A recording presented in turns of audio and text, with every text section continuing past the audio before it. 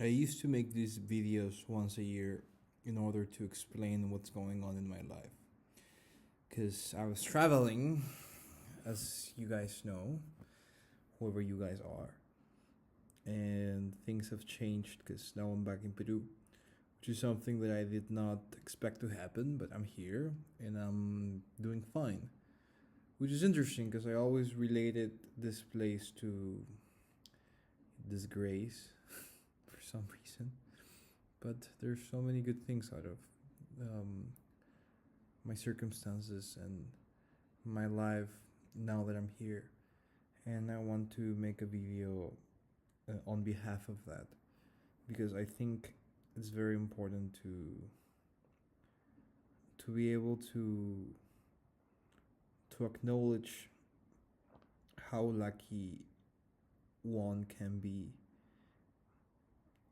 Right now is today is the 7th of October of 2024, which means oh, the eggs already. Wait. Oh, yes. More guitars, bro. Oh.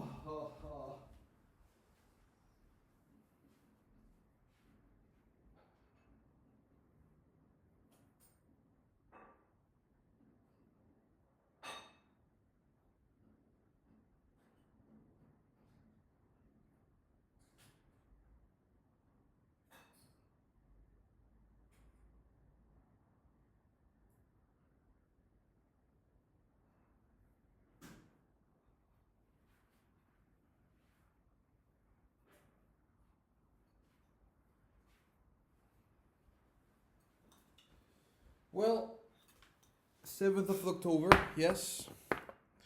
Which means a year ago, I was in Israel and the whole war, genocide, however the fuck you want to call it. I don't want to be political about this right now. But that's when it all started. And I was in the north, in the Galilee, bordering Lebanon. No, actually, it was bordering Syria. But it was very close to Lebanon too, because Israel is about the size of a peanut. It's a very small country. And yeah, it's been some time.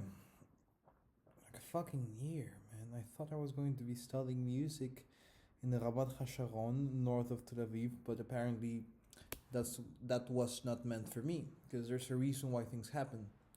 Right? That's what I want to believe. That's what I want to believe. I mean, look, my life has been very random ever since it started, but I think ever since I left Peru, I noticed how unusual my circumstances can get to be. And it's a blessing and a curse in some way. Why a blessing? Because I get to live, I get to go through things, I get to experience life and its nuances. But in the other hand, I get to live things like a fucking war, which led me to flee, and you know, like now, it's just it was a very hard moment in my life at the time, and yeah, I don't know how to feel about it. I mean, many things have happened ever since. Like, I lived in Mexico for about a half a year, and I was living in a hostel in Puerto Escondido where I met many tourists, and I had a lot of sex, and I also had a lot of fun. I didn't have much money there, yet by being able to connect with people, I managed to get the best experience out of it. And when I say I didn't have much money, I mean like I got my wallet stolen in the first week, and I literally had $0, pesos, soles, however the fuck you wanna call it. I had nothing. But yeah, I still got through it, and I got to eat the food that we were sharing in the volunteers area, which I must say I ate most of that food because I didn't have anything to buy for myself, and I'm pretty sure like people noticed that, and they were not assholes about it. They were still like they were okay with me coexisting with them. But anyways, I don't know where I'm going with this. I was living there in Puerto Escondido for some time, but before that, I got to Mexico City, where my mom was living at the moment, because right now she moved somewhere else, and living with my mom was interesting. I was very frustrated from all the things that had happened. Of course, one of those things is the war, and yeah, it was very. I think I took it on her in some way. Not to say that I blamed her for it, because she didn't have anything to do with it. But I just think I wasn't really helpful in the house, and I was very moody. I don't know if I regret that, but I'm definitely not proud of it. But I remember that time. I'm talking about it as if it was like many years ago, but it was like a few months ago. Yeah, it's been a while.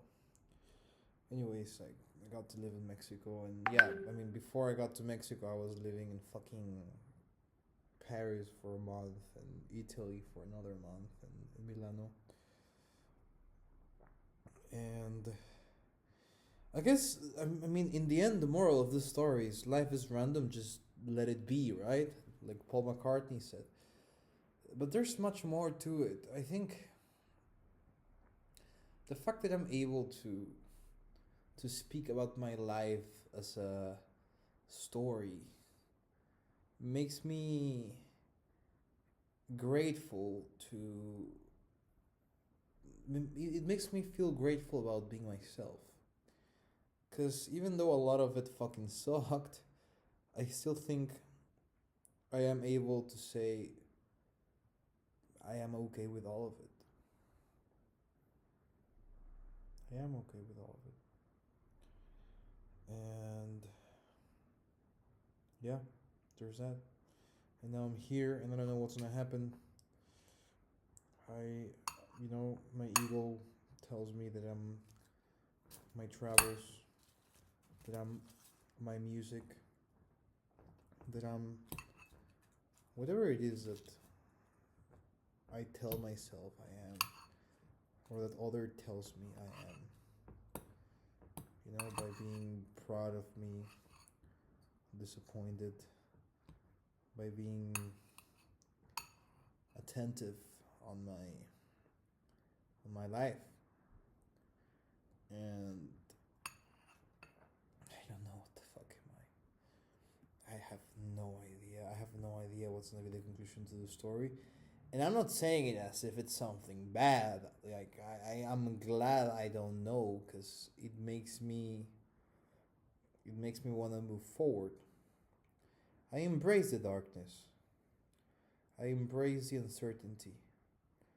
I embrace the fact that I might be able to control the steering wheel, but not the current of the sea. And I'm okay with that. I don't have to be a victim. And even if I've been a victim, I don't have to suffer always for that. Because I'm much more than just a story. My essence has a lot of value. And being able to accept that is something that takes a lot of courage. And yeah, it's not something that I relate to selfishness or you know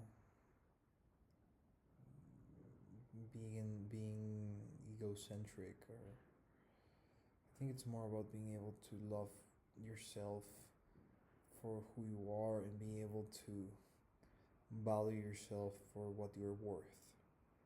So I'm okay with all of this. I'm okay with all of this because I want to be okay with all of this. So thank you to whoever helped me write this story alongside me. even if you were the antagonist at some point or not. Like, we all take roles in people's lives. There's no black and white, as they say. And yeah, that's all I have to say about this. Yeah, this is interesting. Well, until next time, let's see what happens.